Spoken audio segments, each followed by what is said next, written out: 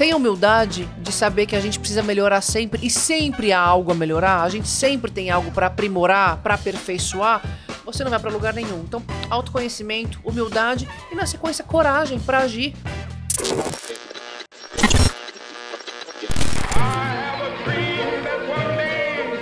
Everyone needs a coach. Thank you to all my wonderful teachers. Is the most powerful. Who I meet inspire me. But it's quite true. Your time is limited. Yes, we can. Thank you. Olá, seja bem-vindo ao Comunica Play, o seu encontro semanal com grandes comunicadores e profissionais da área. Eu sou Edgar Caetano, CEO da Ágoras Academy e especialista em comunicação e oratória. Se você é novo por aqui, não esqueça de seguir a gente no Instagram, @comunica.play e Edgar Caetano Oficial. Se você está no YouTube, já assine o meu canal e deixe o seu like nesse episódio.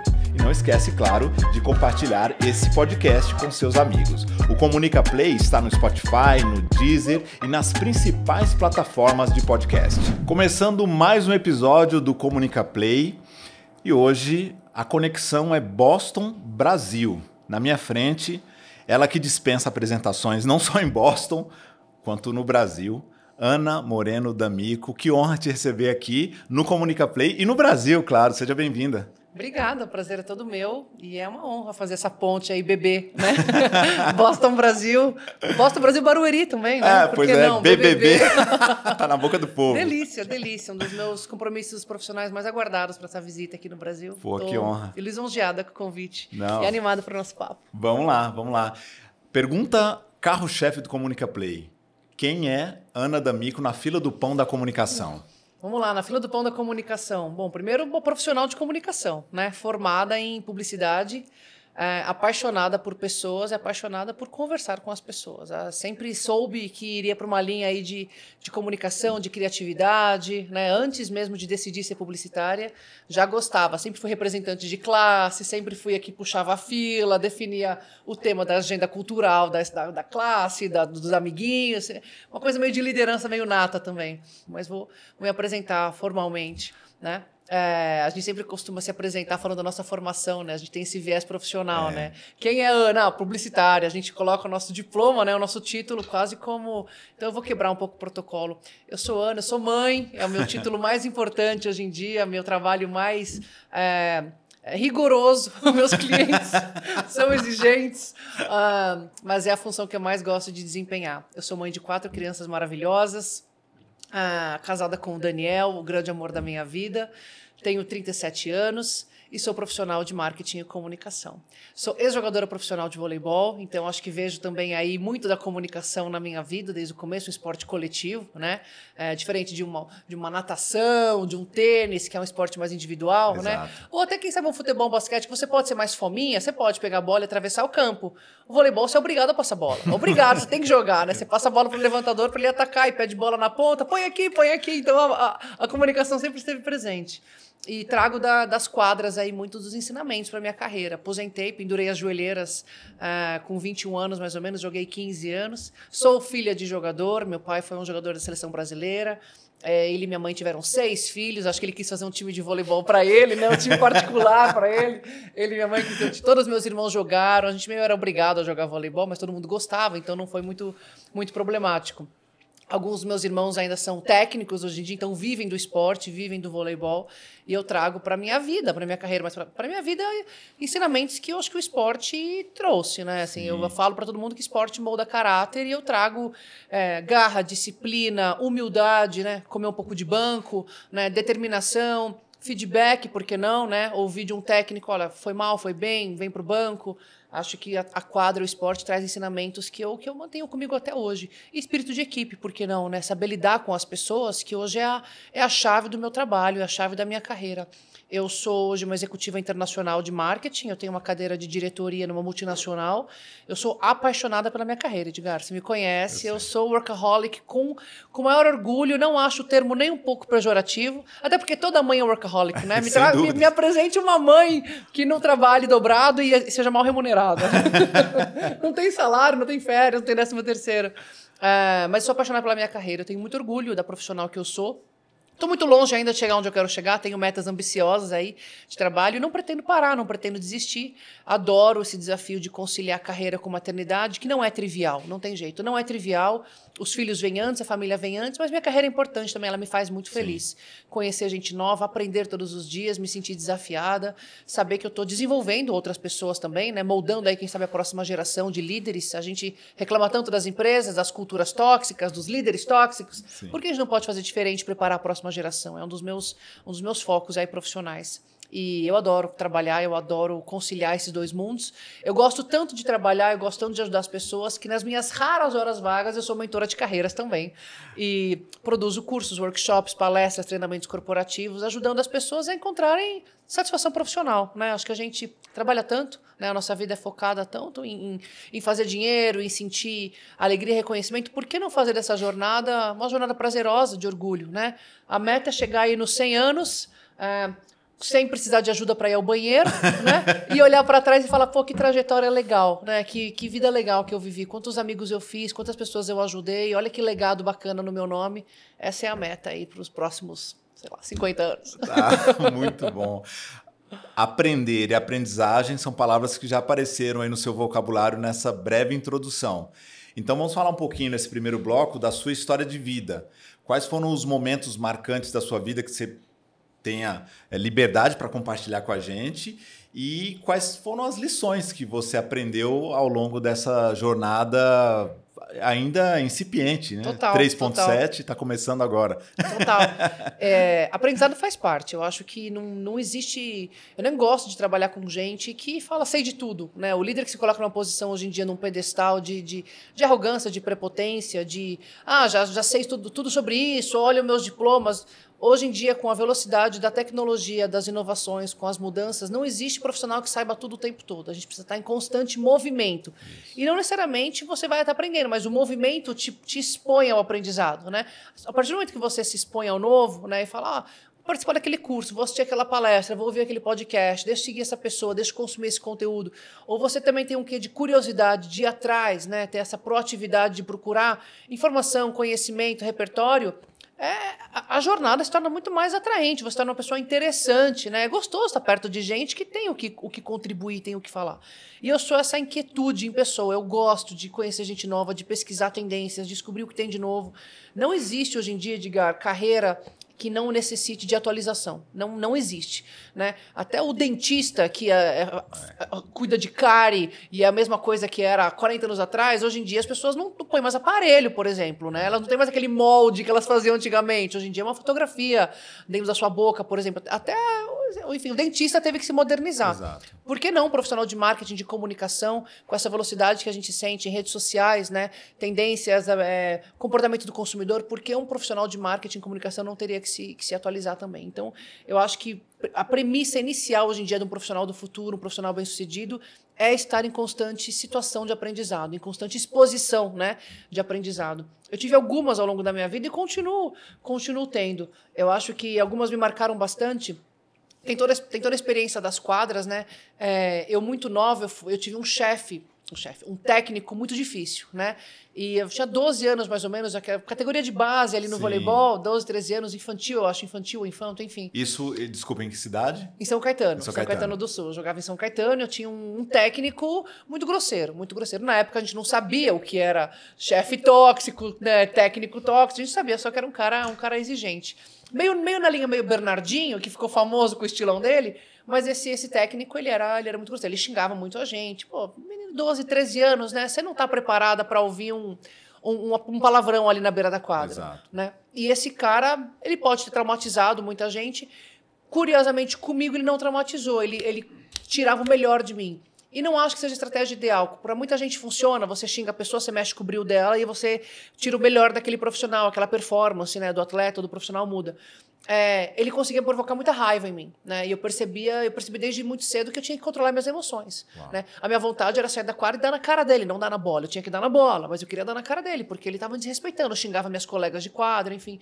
Então, com 12, 13 anos, eu comecei a perceber que, olha, eu não posso estourar com as pessoas, não posso ser essa pessoa impulsiva, reativa, né? A gente precisa, às vezes, ouvir, absorver, digerir e trabalhar com aquilo. Acho que o primeiro grande aprendizado na minha vida esportiva, que moldou o profissional que eu sou hoje, aprender a lidar com as emoções, né? E no esporte tem muita adrenalina, né? Você nem sempre vai conseguir controlar as emoções. Pô, sou filha de atleta, meu pai veio de uma época aí que estourou a Olimpíada de Munique, México, Moscou, a mídia mal falava, mas as pessoas se cuspiam na quadra, né? Um na cara do outro, ali não tinha nem câmera para gravar uma situação dessa, mas a competição era muito acirrada.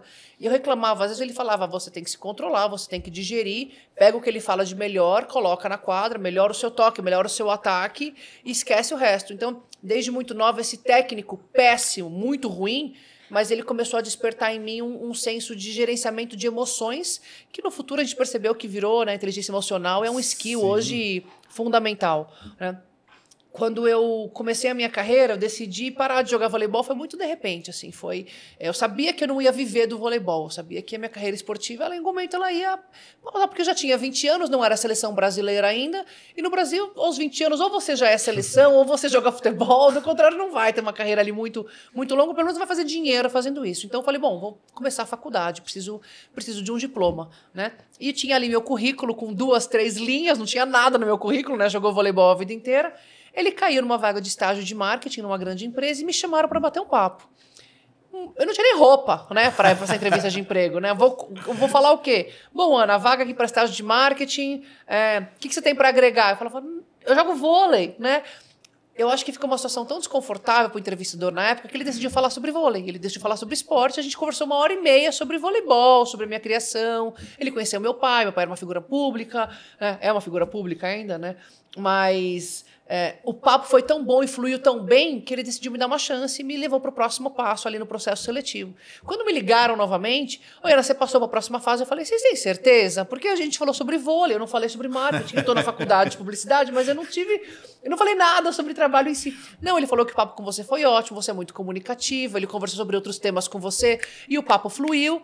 Enfim, levei a vaga perante 80 candidatos, alguns até com experiência profissional. Depois de um tempo já no cargo, estagiária, fui efetivada, tive um relacionamento maravilhoso com a minha primeira chefe. Eu tive liberdade de perguntar para ela, falei, por que você me contratou? Né? Vamos, que cartas na mesa, né? O que eu tinha de diferente? Porque eu não tinha nada para agregar. Ela fez, Ana, você não tinha nada para agregar e você sustentou uma conversa por 1h30, falando sobre vôlei, sobre dificuldades do ambiente esportivo. E vamos combinar, uma pessoa que está ali há tantos anos jogando vôlei, né, num esporte coletivo, lidando bem com as pessoas, lidando com esse técnico que você comentou também, você ia tirar de letra um estágio de marketing. Muito mais do que uma pessoa que já tem ali 3, 4 experiências de estágio, mas muito retraída, muito introspectiva, tímida, com dificuldade para falar. A gente precisava de alguém que fosse aí comunicativa mesmo, expansiva. Eu falei, pô, que bacana, né? Então, acho que a comunicação veio bem a calhar também nessa conversa. E foi muito bacana também que na entrevista final foi quase com o presidente da empresa. Ele, claro, não queria mais falar sobre vôlei, ele queria realmente me testar, porque ele falou, olha, você deixou 80 candidatos para trás aqui, né? Alguma coisa de bom você tem, né? E eu ainda estava com dúvidas, né? Eu falei, você tem certeza de estar escrito Ana aí na lista? Porque eu tô na etapa final, eu jogo vôlei. Eu tive treino ontem, eu tenho treino amanhã se eu não levar essa vaga aqui, né? Eu sou jogadora de vôlei. Ele falou, qual foi o último livro que você leu? E eu tinha lido um livro recentemente, falei sobre o livro que eu tinha acabado de ler, as minhas opiniões. E coincidentemente, eu acho que era... Qual foi o livro que ficou muito famoso do Dan Brown, numa época aí, que falava bastante da Igreja Católica... enfim, todo mundo leu na época. Tive um livro bem polêmico. E eu sou muito religiosa, eu sou católica. E eu não questionei o autor, mas falei, eu tenho opiniões totalmente diferentes do autor. Enfim, o papo ficou muito acalorado e ficou muito gostoso com o presidente da empresa. A gente falou sobre livro, opinião religiosa. Levei a vaga, né? Long story short, eu acabei levando a vaga, de novo, por comunicação. Mas nessa época também eu aprendi que coragem, que virou uma soft skill recentemente, né? Coragem é uma habilidade necessária, né? Eu tive coragem, eu tive tudo para me retrair durante esse processo, né? Eu cheguei a duvidar de mim e falei, tem certeza? Sou eu que estou evoluindo? Não erraram o nome, não é outra Ana que vocês estão querendo chamar? Mas eu percebi que se a gente se comunicasse, se a gente se posicionasse, se a gente falasse, a gente até às vezes mostrar vulnerabilidades, que não tem problema nenhum, quem está aqui buscando a perfeição, né? A gente está buscando uma vida harmônica, uma vida feliz. A coragem, ela vem ensinar muito pra gente. Esse meu primeiro estágio, essa minha primeira exposição, oportunidade de entrevista de emprego, me ensinou que não ter medo, né? Se encolher, evitar situações de exposição, elas não agregam nada, não agregam absolutamente nada para nossa carreira, para nossa vida. E eu peguei muito de ensinamento. A partir desse dia, eu falei, eu vou ser sempre corajosa, eu vou ser sempre muito corajosa, porque eu acho que a coragem pode ser uma aliada minha. E por incrível que pareça, Edgar, dali em diante, essa minha chefe que me contratou, em 6 meses ela foi embora da empresa. E eu tinha 6 meses de estágio, 6 meses de experiência profissional. Eu cheguei pro tal do presidente e falei assim, eu gostaria de pedir para vocês não contratarem ninguém no lugar dela. Me dá uma chance, em 3 meses eu vou entregar o trabalho que ela faz. Olha que loucura, eu tinha 21 anos na época, ela tinha de carreira o que eu tinha de vida. Eles não contrataram ninguém, eu dei conta do trabalho. Uau. É claro que o escopo era muito grande, o volume era difícil, acabaram contratando gente para me ajudar. Mas esse meu primeiro estágio, esse meu primeiro emprego, ele me projetou de uma forma muito sólida, mas porque eu tive essa predisposição, essa iniciativa, essa coragem de falar, eu dou conta, inclusive situações, competências que eu não tinha, coisas que eu não sabia, eu nunca tive vergonha de falar, Edgar, eu não sei, você pode me ajudar? Olha, eu tenho uma dificuldade enorme com Excel, minhas planilhas são péssimas. Alguém conhece um curso? Alguém consegue ter um consultor meia hora para sentar comigo e me ensinar? Eu sempre tive eu sempre verbalizei as minhas vontades, né? Os meus desejos, as minhas aspirações. E esse primeiro emprego, ele me moldou muito nesse sentido de coragem, de expressar o que eu queria. E é tão emblemático, é tão verdade, que depois de 3 anos nesse cargo, eu sempre tive um desejo de morar fora do Brasil. Essa vontade de ter experiência internacional. Sim. E meu primeiro estágio já foi numa multinacional. Então eu falava de vez em quando com uns gringos, né? E falava, pô, como deve ser trabalhar na matriz? Como deve ser, né? Eu fui cavando pontes internacionais com chefes que eu não reportava oficialmente. Eles não eram meus chefes diretos, mas eu sabia que eram alguns figurões aí importantes lá fora. Vira e mexe, eu mandava um e-mail, reportava alguma coisa. Só queria compartilhar com você. Olha, a nossa campanha tá na rua, olha que legal. Tá em português, talvez você não entenda, mas posso traduzir para você. Eu queria sempre... Eu vendia meu peixe. Eu vendia meu peixe internamente. Ana, que bacana, que legal. Não sei o que eles pensavam lá, essa menina, que doida, né? Mas a ponte foi sendo construída. No final do ano, uma equivalente ao meu cargo no Brasil, em Nova York, pediu demissão. E ela mandou um e-mail para todo mundo. Pessoal, obrigada por tudo, né? Tô indo embora, tal. Se despediu da empresa. Eu mandei um e-mail para uma chefe minha e falei, você tem uma substituta para essa pessoa? Se você não tiver, eu tô pronta para assumir o cargo dela. Loucura, né? Fim de ano, aquela brasileira, vai lá, menina, 23, 24 anos. Deu 2 semanas, o visto chegou para eu ir para Nova York. Uau. Ou seja, eu cavei a minha primeira expatriação na base da coragem. Claro, eu tinha resultados, eu tinha uma performance de 3 anos muito sólida, não sempre era entregando. Uma mera ousadia irresponsável. Não foi um nome que pingou ali do nada. Eu vinha cavando essa exposição. E você tinha resultados e isso foi te dando confiança para usar a coragem. Exatamente. Não adiantaria nada ter um monte de resultados se você não tem essa ousadia, essa coragem de chegar lá e bater na porta. Ou só ter a ousadia e ter uma performance medíocre, né? Ana, obrigada pela coragem, mas a gente já tem uma pessoa aqui para essa vaga. Não, eu tinha todo esse os bastidores estavam em ordem, a casa estava em ordem, né? Mas ela jamais pensaria em mim. Imagina, vou tirar alguém do Brasil para vir para Nova York, tão nova. Enfim, minha primeira expatriação para Nova York aconteceu muito nova, né? A empresa nunca havia expatriado alguém de 25, 26 anos. Eu era coordenadora de marketing na época. É um cargo relativamente júnior até, né? Numa grande hierarquia organizacional. E fui para Nova York, tinha recém-casado, fui viver a minha lua de mel em Nova York, ficamos quase 2 anos lá, e foi essa experiência em Nova York que foi um trampolim na minha carreira, Edgar. Depois disso, muitas portas se abriram, porque eu voltei para o Brasil com outro valor de mercado, com outra exposição, né? Passei por maus bocados em Nova York, uma exposição maravilhosa, mas trabalhei com chefes dificílimos, bem preconceituosos, né? Criticavam cada vírgula do meu inglês, eu me comunicava com confiança, mas claro, como uma não nativa. Óbvio. Né? Um erro verbal acontecia, uma vírgula no lugar errado acontecia, mas nunca tive vergonha de me comunicar. Eu queria sempre me fazer comunicável, né? Eu precisava... o meu foco era que as pessoas me compreendessem, entendessem a minha mensagem, e isso eu entregava. Mas, enfim, tinha algumas chefes ali, algumas líderes que me ensinaram muito por tabela, né? Tudo que eu sou hoje é diferente, ao contrário do que elas fizeram comigo. Mas essa exposição, ela moldou muito a Ana de hoje. Já fazem quase 12 anos que eu fui e voltei para o Brasil. Essa exposição, essa expatriação que foi foi conquistada, né? Foi buscada na base da coragem, do interesse, da curiosidade. Ela moldou muito a Ana que vocês conhecem hoje aqui. Uau.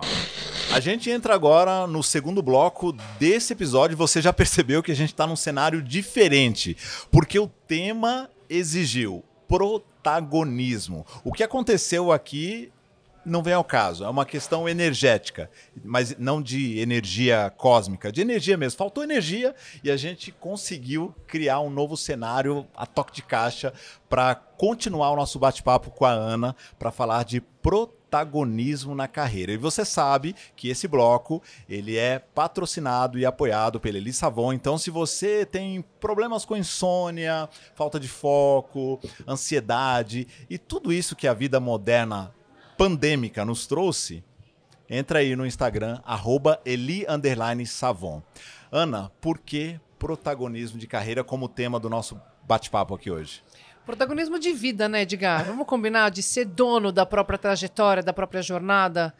Eu tenho muita raiva, usar a palavra raiva, de gente que terceiriza a responsabilidade. Pra tudo, tá? Pra tudo. Gente terceiriza a responsabilidade no casamento, nas relações humanas, na criação dos filhos. E no trabalho a gente vê isso acontecendo muito. É uma reclamação, é um depoimento que eu recebo assim, diariamente no meu Instagram, as pessoas me procuram. Parei de crescer na carreira, meu chefe não gosta de mim. Parei de crescer na carreira, o RH esqueceu da minha promoção. O que você tem feito para garantir, para acelerar, para facilitar essa promoção, esse crescimento? A gente costuma terceirizar a criação dos filhos para a escola, para babá. A gente culpa o cônjuge porque o casamento não deu certo. Ah, mas ele fez, mas ela fez. Você tem feito a vida do seu cônjuge melhor? A prioridade da sua vida é fazer aquela pessoa que está com você feliz, né? A gente é muito autorreferente, muito centrado, muito focado muito em si, e isso torna a gente meio egoísta, né? E a gente acaba esquecendo de lutar por aquilo que realmente importa e que ninguém mais pode cuidar da gente, né? Ninguém pode fazer pela gente. Eu costumo falar que protagonismo de carreira é a alavanca mais fundamental para uma pessoa ser bem-sucedida, né? E eu gosto muito desse tema porque ele faz com que você seja o protagonista da sua história, né? Não terceirize para ninguém. Não é culpa do chefe, não é culpa do RH, a tua carreira não é culpa do seu pai, ninguém vai cuidar. Mesmo se você seja o herdeiro, cai lá de paraquedas na empresa do papai, né? É você responsável. Só você pode ir bem numa entrevista de emprego, só você pode se vender bem no LinkedIn, só você pode falar bem dos seus trabalhos, dos seus projetos, só você pode se conectar, se relacionar, criar relacionamentos, fazer network. Só você pode fazer isso por você. As pessoas mais bem-sucedidas que eu conheço, Edgar, as mais bem-sucedidas, aquelas pessoas que a gente admira mesmo, que seguem, que são capa de revista, elas têm uma coisa em comum, elas são intencionais com sua carreira. Elas fazem tudo de forma muito planejada, muito bem pensada. Elas são protagonistas da sua história. A carreira delas, elas tem um quê de... Não é coadjuvante, né? Elas são donas ali. Elas não são vítimas das situações, não são vítimas das circunstâncias. O que aconteceu com a gente aqui? Acabou a força no meio do nosso episódio, né? Que a gente, cancela, deixa pra depois, não vamos gravar agora. Não, bora, plano B em ação. Acha outro cenário, traz equipamento, recomeça. É um compromisso em fazer com que esse episódio chegue para todo mundo que está esperando, que está assistindo. É um compromisso em fazer com que o Comunica Play tenha mais um episódio feito até o final, né? Protagonismo é ter responsabilidade, autorresponsabilidade, não esperar que ninguém decida. A gente podia culpar o síndico, culpar o condomínio, né? Culpar sei lá, o nome da empresa de energia. Não. O que a gente pode fazer com essa situação? Isso é protagonismo. Quando a gente fala de carreira, especialmente, é você ser responsável e dono, inclusive, das consequências. Decidir o que você quer fazer, decidir onde você está e onde você quer chegar, traçar um caminho evolutivo do ponto A ao ponto B, arcar com as consequêncies. A nossa carreira é dinâmica, né? Nem sempre tudo vai ser perfeito, previsível, nem sempre o crescimento é aquela escadinha corporativa perfeita. Às vezes cresce, às vezes não cresce, às vezes é demitido, corta orçamento, corta time, faz parte. Carreiras são dinâmicas. Mas quando você é protagonista da sua própria história, da sua própria carreira, da sua trajetória profissional, você abraça, inclusive, as vulnerabilidades, inclusive os problemas, e continua crescendo. Protagonismo de carreira é ser dono da própria história, é decidir aonde você quer chegar, fazer de tudo que está ao seu alcance para chegar no seu objetivo, né? Chegar naquela situação de progresso, de avanço, de evolução, e se orgulhar muito quando você chega lá, olhar para trás e falar, cara, valeu a pena, né? Olha a minha história, a minha história tem meu nome, esse é meu legado, essa é a minha contribuição para o ambiente de negócios. Tem uma frase uma pergunta que você faz ao longo... Sempre que a gente tem a oportunidade num papo como esse, ou numa live, ou num webinar, que é, se não eu, quem? E isso é protagonismo puro. Em que momento da sua vida essa ficha caiu e você levantou essa bandeira do autoprotagonismo para depois se tornar uma multiplicadora dessa bandeira? O Se Não Eu Quem virou filosofia de vida, né, Edgar? Eu tenho uma mentorada que ela tatuou no pulso, Se Não Eu Quem. É incrível, ela me mandou a foto, eu falei, caraca, né, a cabeça dá uma explodida. Mas é muito legal, porque é responsabilidade pura, né? E essa frase, eu acho que eu já flertava com ela, com essa filosofia de vida, mas ela caiu muito forte na minha vida quando eu me vi mãe de 4 filhos, morando fora do Brasil, sem nenhuma rede de apoio e uma carreira que me demanda muito. Né? Eu trabalho full time numa multinacional, eu reporto para o Japão, a minha chefe fica em Tóquio, ou seja, reuniões 6 da manhã, meia-noite fazem parte da minha rotina. 4 filhos, nenhuma ajuda lá fora, ninguém tem ajuda em casa, ninguém tem babá, motorista, coisas de repente que no seu círculo social é mais comum aqui em São Paulo, aqui no Brasil. Não tem vó, não tem tia, não tem irmã, não tenho minha sogra, ninguém por perto. Sou eu. E as pessoas passaram a me perguntar, Ana, para você trabalhar e dar conta dos filhos, né? Quem cozinha? Eu falo, se não eu, quem? Quem vai cozinhar, né? Ou Ana, como dar conta do casamento e das crianças? Se não eu, quem? Só eu deito com meu marido, né? Espero exatamente. Que continue assim, né? Esses dias eu vi, te perguntaram sobre isso, né? E aí, tem tempo pra namorar? Eu achei o máximo. Gente, né? Assim, se não eu quem? Quem vai deitar com meu marido? Se não eu quem vai criar meus filhos? E se não eu quem na minha carreira, né? Se não eu quem pra me vender pro meu chefe? Se não eu quem pra levantar a mão naquela reunião e falar boa contribuição, tenho uma dúvida, tenho uma sugestão, toma nota, aparecer um pouco. As pessoas, elas... Eu acabei de falar de terceirização da responsabilidade, né? A gente tende muito a esperar que os outros façam pela gente, né? Ah, ele que faça, ele que lute, ela que vá... Enquanto você largar, enquanto você deixar as coisas, enquanto você não decidir, não se posicionar, você vai ter que se contentar com o que sobra. Você vai ter que se contentar com o que os outros escolherem pra você. Vamos combinar que não vão escolher o melhor pra você. As pessoas vão escolher o filé do filé pra elas. E você vai ficar ali com as migalhas, né? Tenho centenas de casos de mentorados, de alunos que me procuram com esse tipo de problema e as pessoas pintam a situação de um jeito, né? Como se ela fosse muito vítima, né? Sempre vítima das circunstâncias. Meu chefe não vai com a minha cara, a cultura é tóxica, mas teve a pandemia. Eu entendo. Todo mundo viveu a pandemia, todo mundo já trabalhou para um panaca, todo mundo. O que você vai fazer mediante isso tudo? Você vai se encolher, vai reclamar? Não funciona comigo, não posso te ajudar, né? Eu preciso que você se instale na realidade, não seja vítima da circunstância. Ok, eu trabalho para um idiota. O que eu posso fazer com esse idiota? Ganhar a confiança dele, provar que eu sou muito mais capaz do que ele julga, me tornar braço direito dele, ou ignorar por completo esse cara, reportar o mínimo possível. Existem várias estratégias que você pode aplicar para lidar com um idiota. Bom, não está funcionando nessa empresa, o que você pode fazer? Mudar a cultura, falar com o RH, trocar de emprego, né? Uma das coisas que mais me incomoda, Edgar, é a inércia, a apatia, isso, né? As pessoas olharem para algo que não tá legal na vida, na saúde, no corpo, na carreira, no casamento e continuar olhando e não fazer nada. Exato. Eu falo sempre assim, você todo dia decide a carreira que você quer ter, por ação ou omissão. Todos os dias, e vale pra vida, né? Todos os dias a gente acorda e decide que vida a gente quer ter. Por ação ou omissão, a tua vida tá sendo feita, a sua história tá sendo construída. Que lado você vai escolher? Eu tô sempre na ação. O que eu quero pra mim? O que eu quero? Porque eu sou protagonista da minha vida. Eu quero que a história da Ana D'Amico seja escrita por ela, com muitas contribuições, conexões que eu fiz pelo caminho, mas não dependendo de ninguém pra escrever a minha história, porque, sinceramente, as pessoas estão preocupadas com as histórias delas, né? Delas, exatamente. A gente não tem noção, muitas vezes, o quanto isso reflete numa projeção escalar entre o micro e o macro. Mas tem uma frase do T. Harv Eker, que eu repito com frequência, que é a maneira como você faz uma coisa é a maneira como você faz todas as coisas. E parece que não, mas... olha o exemplo ridículo que eu vou trazer aqui agora. Eu estava ontem, eu não sei quando você está assistindo esse episódio, mas ontem foi que dia? 21? 21 de fevereiro. Hoje é 22 de fevereiro, tá? Quarta-feira de cinzas. Pra você que tá assistindo, isso obviamente não é ao vivo, você tá assistindo gravado. Mas... De ressaca do carnaval, a gente tá aqui trabalhando porque somos protagonistas.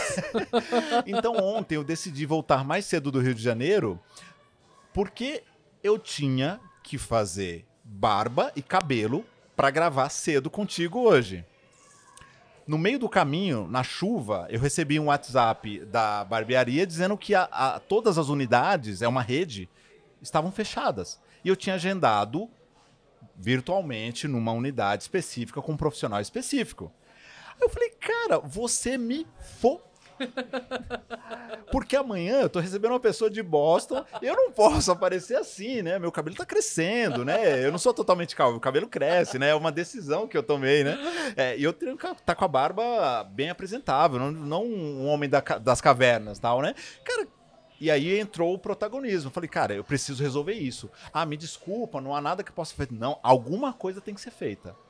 Pois o cara era o dono da empresa, dono da rede. Ele pediu para um barbeiro da confiança dele abrir a unidade Tutóia, em São Paulo, no Paraíso, às 7h30 da manhã para me receber. Pra te atender. E eu, obviamente, eu não precisava acordar tão cedo se eu tivesse feito a barba ontem à noite. Hoje eu ia dormir um pouquinho até mais tarde, chegar aqui às 10, como a gente combinou e tal. Pois 6 horas da manhã eu estava de pé, 7h20 eu estacionei na porta da barbearia, o cara tava lá e eu me certifiquei de que ele estava lá. Porque ontem à noite eu mandei um WhatsApp e falei, ó, teu patrão me confirmou que você vai estar. Você vai estar? Não, vou estar. Hoje de manhã, no caminho, eu tô a caminho. Ele falou, não, já tô chegando. Por quê? Eu não posso terceirizar para ele. Ah, cheguei lá, estava fechado. E aí? Não, mas você certificou? Você confirmou? Não, e olha que bacana, não só a sua ação, mas também a reputação do dono dessa rede. Pois né? é. Que esse cara tinha tudo pra falar, olha, feriado, né, amigo, não vai dar, procura outra barbearia, ou dá um tapa a você mesmo. Não. É reputação em jogo. Protagonismo de carreira tem muito sobre marca pessoal, que é um dos meus temas favoritos. Sim. Né? Que marca você quer deixar no mundo? Como você quer que as Exato. pessoas te reconheçam, né? O fulano da contabilidade que deixa tudo pros outros. Todo mundo já trabalhou com folgadão, né? Sim. Ah, isso não é meu, isso não tá no meu escopo. Ah, não sou pago pra isso. Nossa. Não dá pavor trabalhar com gente assim? Sempre ali lavando as mãos, né? A pessoa sempre entra muda, sai calada de reunião, não se voluntaria, não se prontifica. É um peso trabalhar com gente assim. Não protagoniza, não se voluntaria, não se posiciona, não faz nada, né? Peso morto em barco, é insuportável, né? Que tipo de reputação você está construindo para você? Né? E a gente falou no outro bloco sobre as coisas mais legais da vida, elas merecem ser construídas. E para a carreira vale o mesmo, né? A nossa carreira, falei, ela é dinâmica e ela vai passar por picos e vales. Nem sempre vai ser agradável. Você pode ser demitido, pode passar por uma transição de carreira, Sim. depois de uma licença maternidade, que você foi despejado do mercado de trabalho, que ainda acontece muito, esse preconceito com as mães, com as mulheres. Ou você decidiu dar um tempo, fez uma transição que não foi bem sucedida, tá 3, 4 anos. Tudo bem, a gente passa por isso. O seu protagonismo, a sua atitude de querer ir em frente, né? O seu posicionamento, ele precisa te acompanhar, inclusive durante essas fases ruins. Não dá pra só brilhar quando tá tudo bem. É pelo contrário, trabalhar no LinkedIn a sua marca quando tudo não está tão bem, numa demissão. O que a gente tem visto agora? Grandes layoffs das Big Techs, né? Empresas de tecnologia, nem precisa ser Big Tech. Tá? Demissões em massa estão Exato. acontecendo muito no mundo mesmo. E acho que não vai acabar. Acho que 2023 vai ser marcado por uma grande reestruturação aí no mundo dos negócios. Eu entro no LinkedIn diariamente e as pessoas estão falando mal das empresas e usando aquela oportunidade para desabafar, falar besteira. Eu não tiro o direito das pessoas de se sentirem mal. Ninguém gosta de ser dispensado, Sim. né? Fica triste, vive esse luto, se sente injustiçado, pô, não esperava. Eu entendo perfeitamente, eu trabalho com mentoria de carreiras, né? Eu sou a primeira a ter empatia. Você tem certeza que você quer usar o LinkedIn, que é uma plataforma mundial, onde todo mundo está te olhando e está atrelado ali o seu conteúdo com o seu nome para falar mal de uma empresa? Daqui 2, 3 meses você se recoloca, aquilo marca, aquilo fica. Não é uma atitude de um protagonista, é uma atitude de um reclamão, né? Tá chateado, vai choramingar com alguém, vai reclamar para outra pessoa, vai fazer um esporte, tira um sabático, não sei, tem outras coisas. Não vai numa rede social ao lado do seu nome, da sua foto, escrever um texto falando mal daquela liderança, o recrutador vai bater o olho naquilo, e essa pessoa não tem inteligência emocional nenhuma. Exato. Se ela reage assim numa demissão, imagina num grande corte, se ela precisar demitir, infelizmente, e não é a Ana que inventou isso, tá, Edgar? Não. Eu falo com headhunters o tempo todo, eu falo, como vocês reagem quando vocês relacionam um nome com um post polêmico? Ah, Ana, a gente dá a entender que a pessoa não tem muita fragilidade emocional, não tem muita segurança, não conseguiu lidar com um baque desses. Ou seja, ser protagonista significa ser intencional com a própria carreira. As grandes celebridades, os grandes políticos, as pessoas que a gente mais admira, né? Aqueles grandes executivos que são capa da Forbes. cada post, cada entrevista, cada aparição pública é pensado, é bem feito, tem propósito, tem porquê, o jeito que mexe no cabelo, o tom que usa. Você treina spokespeople, né, Edgar? Você sabe exatamente como treinar porta-vozes. É intencional, existe tudo um porquê. Protagonistas, essas pessoas estão construindo suas reputações, suas marcas, suas imagens no mercado de trabalho e no mundo de forma intencional, não terceirizando para ninguém. Imagina se uma grande celebridade terceirizar para alguém o que ela fala para um jornalista, o que ela fala numa entrevista. Imagina como seria contraditório, né? Mensagens, não, pelo contrário. Uma marca bem construída, uma entrevista se conecta com outra. Campanha política, por exemplo, quando é bem amarrada, né? Esquece o valor ali, né? Mas o que ele fala? Existe uma narrativa, existe um storytelling em cada aparição. No rádio ele fala aquilo que conecta com rede social, que conecta... Existe uma estratégia. Nada é solto. A gente pode fazer isso com a nossa carreira também. Aquele aprendizado, aquele curso que você tem que ir atrás, está conectado com aquela habilidade que você ouviu no ano passado. Melhorar a sua dicção para apresentações em público. Vou procurar um mentor em oratória. Melhorar o seu inglês para apresentações internacionais. Vou estudar com mais afinco. Um plano de ação para melhorar suas habilidades focado na excelência daquele skill que vai te ajudar lá na frente, com aquela promoção, aquele cargo. Isso é protagonismo. E como se desenvolve isso? E olhando pro... Tô correndo atrás para desenvolver o meu protagonismo. Como é que eu vou ser reconhecido? Você já falou de forma orgânica aqui vários pontos. Quem está nos ouvindo vai perceber. Ó, pesquei isso aqui e tal. Mas de forma didática, quais seriam os principais pilares de um profissional protagonista? E como é que ele desenvolve isso? Várias virtudes, qualidades, enfim... critérios, né? Vou listar alguns aqui, tenho certeza que pode ajudar o pessoal. Primeiro, autoconhecimento. Autoconhecimento, Edgar, né? Quem é a Ana? O que eu gosto de fazer? O que eu mais amo na minha rotina? O que eu não gosto de fazer tanto, né? No meu trabalho, o que eu poderia fazer mais, né? Eu sou uma pessoa muito comunicativa, eu poderia escrever mais textos. Eu sou péssima com exatas, eu detesto planilhas, eu sei que elas não são o meu forte, por exemplo, né? Se conhecer. O que você gostaria de fazer mais no seu trabalho? O que você gostaria de fazer menos no seu trabalho? O que você faz muito bem? O que você não faz tão bem? E às vezes você pode olhar para dentro de si, você pode revisitar suas avaliações de anos anteriores, conversar com gestores, conversar com colegas, conversar até com seu marido, com a sua esposa, às vezes, né? O que você acha que eu faço muito bem, né? Se você trabalhasse comigo, qual seria a qualidade que você mais destacaria a meu respeito? Começa a ter esse acervo, né? Começa a coletar percepções, né? Autoconhecimento, você precisa se conhecer. Não dá para crescer, não dá para se desafiar, não dá para se transformar se você não se conhecer. Na segunda linha, humildade, né? Assim que você se conhece, humildade, perceber que a gente é falho pra caramba, a gente tem insegurança pra caramba, a gente tá muito longe de ser bom em tudo. E que bom, né? Os líderes não são perfeitos, os líderes não têm todas as respostas. Você é líder, você é gestor, gestora, não precisa ter todas as respostas sempre. Pelo contrário, confie no seu time, né? Mas humildade para aceitar. A coisa mais improdutiva que tem é trabalhar com alguém ou para alguém que se sente ali, o Deus no Olimpo. E não sabe né? dizer eu não sei. E o cara tem todas as respostas, ele dá a carteirada final, todas as decisões são dele, as ideias dele são as melhores. Cara, trabalha sozinho então, eu tô aqui pra quê? Né? Então, autoconhecimento, humildade para reconhecer, para ouvir. Tenho muitos mentorados, muitos alunos que têm dificuldade para receber feedback, né? São reativos, né? Olha, Edgar, aquele relatório não ficou tudo... Ah, claro, né? Recebi de última hora. Olha, Edgar, aquela reunião, faltou essa informação. Ah, eu tinha 5 minutos para falar, você queria o quê?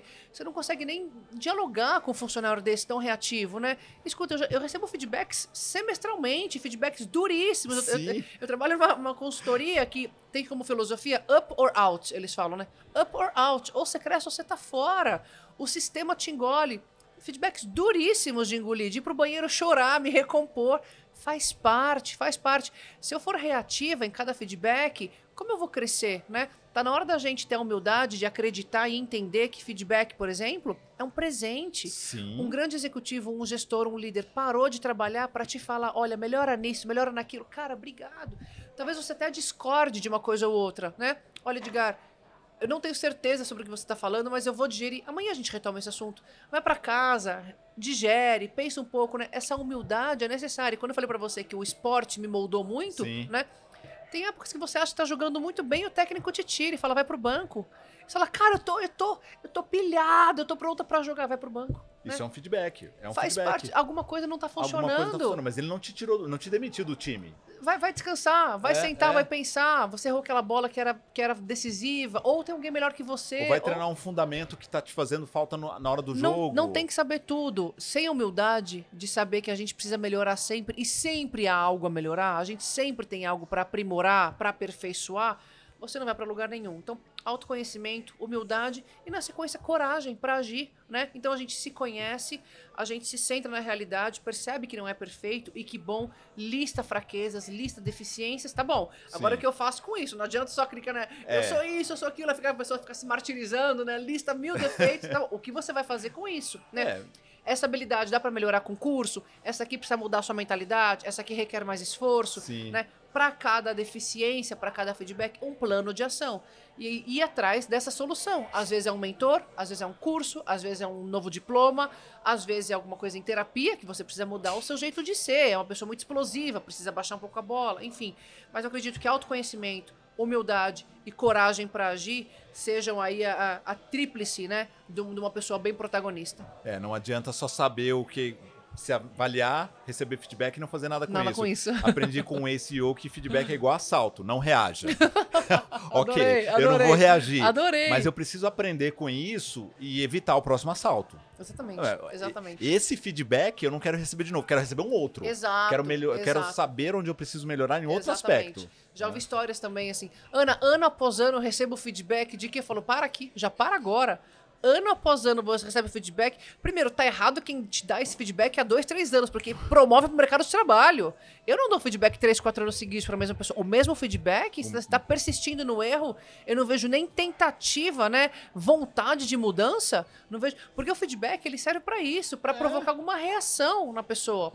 E, inclusive, eu faço mentoria, às vezes, pra gestores que precisam demitir, né? Ana, como demitir de forma humana, empática? É um mega desafio, né? Um super abacaxi. É horrível demitir alguém. Horrível. Às vezes precisa reorgs, né, reestruturações de empresas, às vezes precisa cortar custo, mas às vezes é performance. Eu falo, a demissão nunca pode ser uma surpresa. Espero que esse funcionário já tenha recebido 2 ou 3 feedbacks sobre aquela habilidade ou aquela capacidade que ele deveria ter desenvolvido. E quando isso acontece, sinceramente, é muito fácil demitir, né? Porque assim, olha, Edgar, revisitando aqui a nossa conversa do último trimestre, semestre do último ano, eu não vi nenhuma tentativa de melhora do seu lado, nenhuma reação. Então, eu acho que as suas aspirações profissionais estão desconectadas com as minhas expectativas. É por causa disso que a gente vai se despedir agora, né?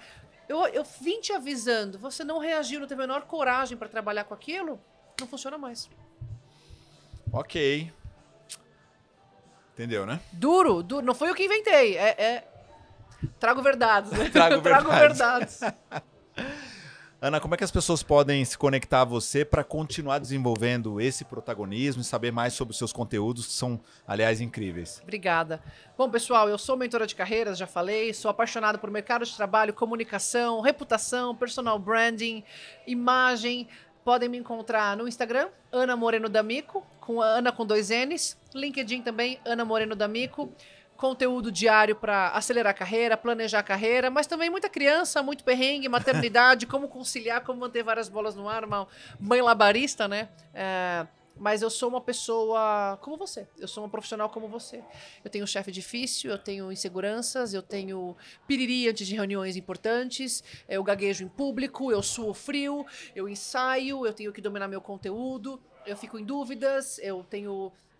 tremedeira antes de entrevistas de emprego, normal, né? Um ser humano normal, cheio de fraquezas e falhas, mas eu não desisto, né? Acho que é uma qualidade boa. Eu não desisto, eu não flerto com a possibilidade de jogar toalha. Eu sou protagonista da minha história, eu sou protagonista da minha casa, dos meus filhos, do meu casamento, eu quero ser a melhor esposa, a melhor mãe, a melhor executiva, a melhor mentora que eu puder, com todas as minhas fraquezas. Mas amanhã sempre é a oportunidade de fazer melhor, de fazer diferente. Eu gosto muito de uma frase, Edgar, que é assim, eu quero ver o que acontece se você não desistir, né? Eu quero ver o que acontece porque a gente desiste. A gente desiste, não é verdade? A gente compra curso e não vai nas aulas, a gente se matricula na academia e larga, a gente larga a dieta, né? E fala, aquela dieta fracassou. Não. Você abandonou. Se você tivesse insistido, ela teria feito efeito, né? Minha carreira não deu certo. Não, você decidiu parar de trabalhar. De novo, terceirizando a responsabilidade, né? Não tem como fracassar se você não desistir. Não tem como, porque não tem linha de chegada. E é meio maravilhoso pensar dessa maneira, né? Não tem linha de chegada para a carreira. Depois que for presidente, depois que for isso, for aquilo, é só continuar. A sua dieta não precisa ter linha de chegada. É só ser uma pessoa saudável. Escorregou ontem, recomeça amanhã, né? Você vai ser um adulto saudável se você se exercitar de vez em quando. E aquela semana não vai dar, na próxima semana você recupera. Não precisa ter esse senso de urgência, essa pressão que a gente inventa, que a gente coloca. Perder 15 quilos em 2 dias, né? Ser CEO em uma semana. Quem inventou isso? Quem falou que seria assim? Né? Então, não dá para fracassar se você não desistir. Então, segue em frente, autoconhecimento, humildade, coragem, as coisas acontecem. Uau! A gente está entrando agora no terceiro e último bloco desse episódio do Comunica Play. E você sabe que esse episódio, ou esse bloco, é apoiado e patrocinado pelo curso Desafios da Oratória, que é o meu curso. Então, se você quer aprender essa habilidade que a Ana domina tão bem, acessa aí edgarcaetano.com.br e aprenda a habilidade mais desejada e valorizada no mercado de trabalho. Pinga fogo.